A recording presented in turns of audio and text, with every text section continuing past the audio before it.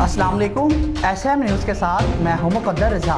SM news studio में खुशामदीद। खबरों का सिलसिला बढ़ाते हुए खबशान करते हैं गुजरांवाला से कोरोना एंड लॉकडाउन की सूरत हाल। कोरोना की तीसरी लहर के केसेस में मुसलसल इजाफा हो गया। गुज़श्ता 24 घंटों के दौरान कोरोना के 23 मरीज सामने आ गए।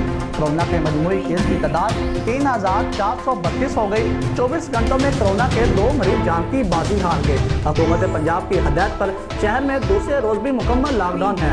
शहर के तमाम छोटे बड़े बाजारों और मॉल्स बंद हैं और करियाना, मिल्क शॉप, सब्जी, गोश्त और मेडिकल स्टोर खुले रहेंगे।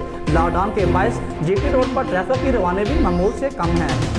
और इसके साथ मुजफ्फरगढ़ हमारे नुमाइंदे मोहम्मद अकीर की रिपोर्ट के मुताबिक अफसोसनाक ट्रैफिक हादसा हैदर मोहम्मद वाला पुल पर रेस्क्यू 112 की एम्बुलेंस और एसी कोच के दरमियान खौफनाक तसादम पेश आया है।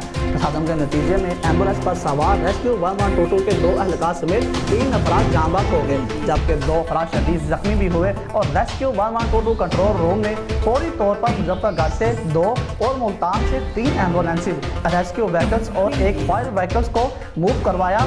अनलोकेशन होने के बाद रेस्क्यू एम्बुलेंस में फंसी हुई और डेड बॉडी को रेस्क्यू ऑपरेशन करके निकाला गया। हादसा का शिकार होने वाली एम्बुलेंसेज रेस्क्यू 112 लिया की थी, जो नश्तर अस्पताल मुल्तान से मरीज छोड़कर वापस लिया जा रही थी।